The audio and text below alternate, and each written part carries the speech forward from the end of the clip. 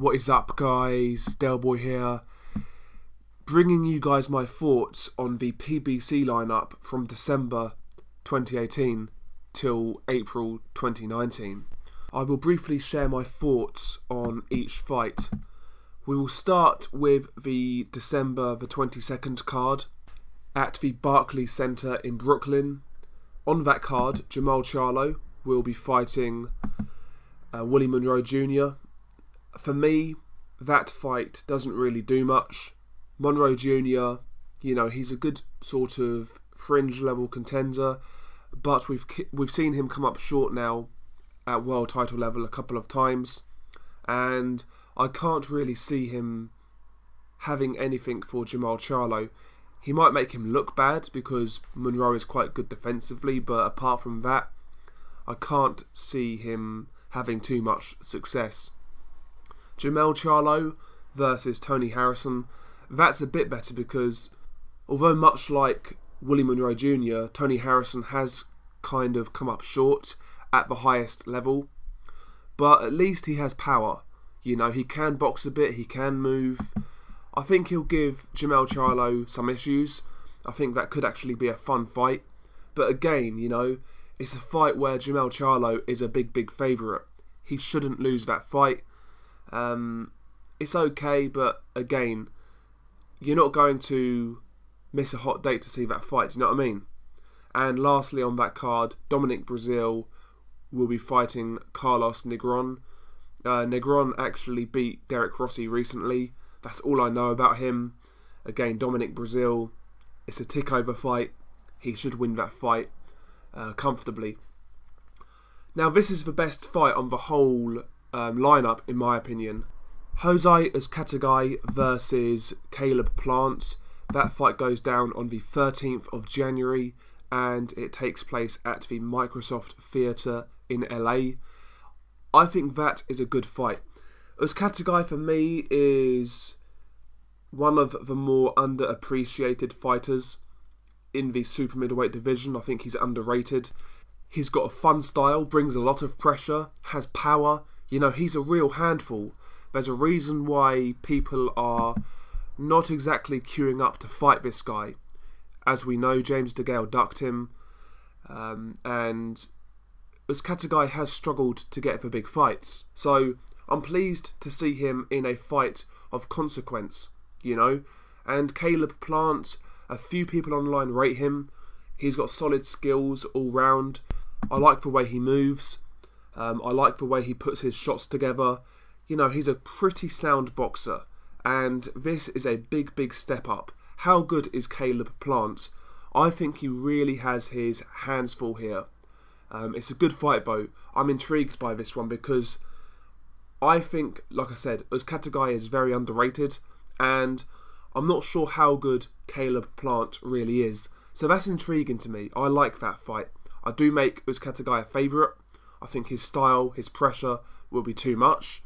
But we will see. I like that. Not got an issue with that fight whatsoever. We now move on to January the 26th at the Barclays Centre in Brooklyn. Keith Thurman finally makes his return to the ring. He is going to be defending his WBA welterweight title against fringe contender Josecito Lopez. Now, given the circumstances, I can't really be too mad at this fight. Keith Thurman has been out for quite some time. He's been inactive. He's had injuries. I think this is a good comeback fight. Josecito Lopez, as we know, he has mostly came up short at the higher level, but he always comes to fight. He's an aggressive, fun fighter to watch, and I think he will give Keith Thurman a few rounds. And I really wouldn't be surprised to see Lopez be competitive in a couple of rounds either, to be quite honest. Lopez has been in this position before. Victor Ortiz, he selected Josecito Lopez as his comeback opponent, and we all know what happened there. So maybe lightning will strike twice, but I think Keith Thurman is a lot better than Victor Ortiz. So again, I do expect Thurman to get the job done here. Also on this card, we have Adam Kownacki versus Gerald Washington. I don't think that is the best fight in the world.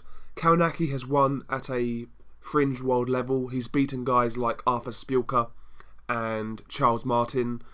You know, Gerald Washington isn't a step up, but at least he's staying active, and it's good for his development, you know.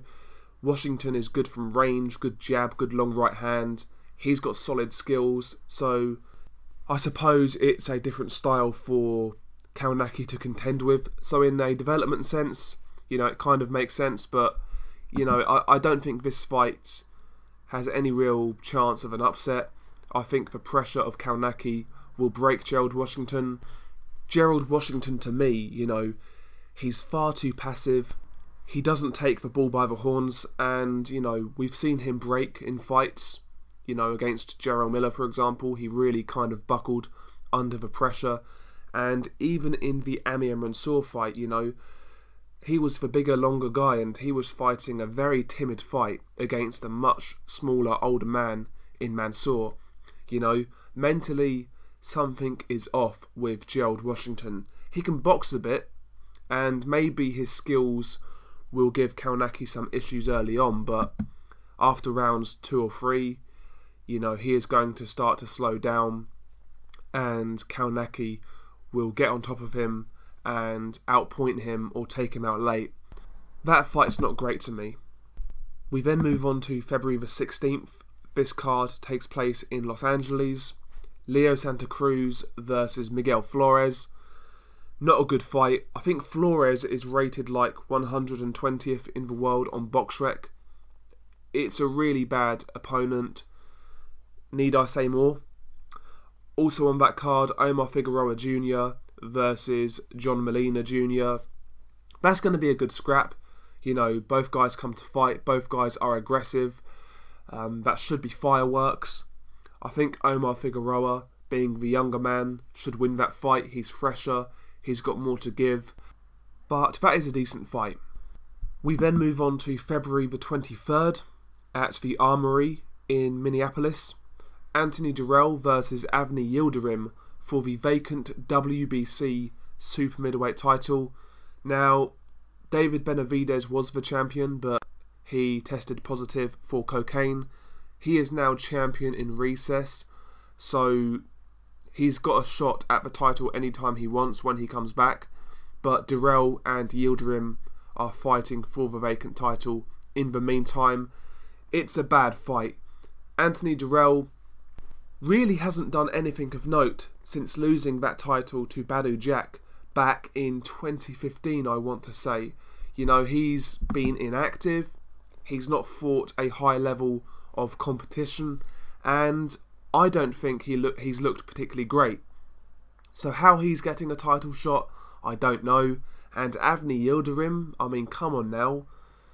We saw what Chris Eubank Jr. done to him. You know, he made mincemeat of him. Yildirim is a European level guy at best.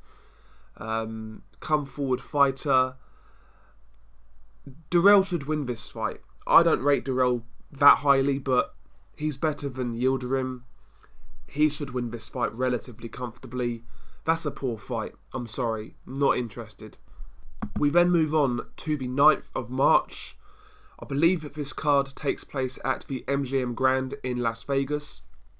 Sean Porter will be defending his WBC welterweight title against Cuban Yordenis Ugas. Now, I don't think this is a terrible fight. Would I rather see Sean Porter unify? Of course, but in the meantime, I don't think this is bad, to be quite honest with you. Yordenis Ugas, he was a very good amateur. I believe he won the World Amateur Championships back in 2005. I believe he also won an Olympic bronze medal in 2008. As a pro, you know, it took him a while to get going, but in recent years he is coming off some good form. He beat the unbeaten Jamal James. He beat Bryant Perella, who is also unbeaten. Beat Thomas Delorme. You know, Ugas is coming off good form, and I think he deserves a shot. Stylistically, I think he can actually give Sean Porter some issues. Ugas brings that Cuban style. He's a good mover and can box from range. A good counterpuncher.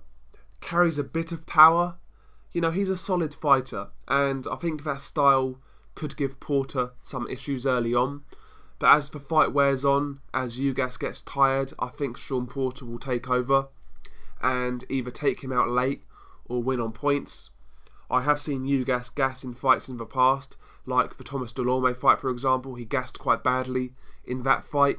You cannot be gassing against Sean Porter. If there's any stamina issue with Ugas, Porter will expose it, but I don't think that is a bad title defence. I'm glad Ugas is getting a shot. You know, I think the welterweight division at times is guilty of recycling the same names. So I'm pleased to see somebody else get a shot. We then move on to the 16th of March at the AT&T Stadium. Errol Spence Jr. is going to be defending his IBF welterweight title against Mikey Garcia. Now, I've actually made a separate video on this fight, sharing my thoughts about it. It's not for me, I've got to be honest. It's a high-profile fight between two big names, but I don't think it's a good fight. I personally feel Mikey Garcia, his limit is 140. I don't think he has any business at welterweight. Yes, he's a really good fighter. Yes, he's very talented. But weight classes exist for a reason, and I think you are going to see that in this fight. Mikey Garcia, far too small. I don't think he has a shot, I'll be honest. I don't really like that fight. We then move on to the 24th of March. Lamont Peterson returns to the ring against Sergey Lipinets. That's a decent trade fight. You know, if Lamont Peterson loses that fight, he is done. And if Lipinets wants any real future at welterweight, he needs to be beating Lamont Peterson, let's be honest about it. I personally would have liked to have seen Lipinets stay at 140. I think he will be quite a small welterweight, but we will see. That could be a decent fight. Not really got any issues with that one. Caleb Truax versus Peter Quillin, April the 13th at the Armory in Minneapolis. That fight is at super middleweight. Now, it's an evenly matched fight. It's okay. It should be quite fun, but does that fight have any real consequence on the super middleweight division? Not really, but it's a fun fight. It is what it is. It's one of those fights where if you're not doing anything, you'll watch it. But, you know, again, you wouldn't kind of alter your plans to watch that fight, you know. And lastly, on the 20th of April, Danny Garcia returns to the ring against gatekeeper Adrian Granados. Again, Granados, you know, he's value for money. He'll come to fight, he'll let his hands go, but again, it just seems like a showcase fight. Danny Garcia should win that fight. Granados might give him a few issues early on up close on the inside, because I don't think Danny is that great on the inside. We've seen that in numerous fights, but once Danny gets his timing right, once he finds his rhythm, he should be able to beat Granados relatively decisively. It's an okay fight, but again, like I said, it just seems like a showcase, and it seems like a lot of these fights are showcase fights.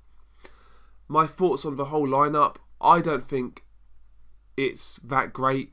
There are not many fights there where I think, wow, I really want to see that fight. In fact, there's only one, like I said, and that is Uzcategui versus Plant. Apart from that, there's not really much substance there for me. But share your thoughts below. Am I being harsh? I don't think so at all. I just think it's a very average lineup. Share your thoughts below. Peace.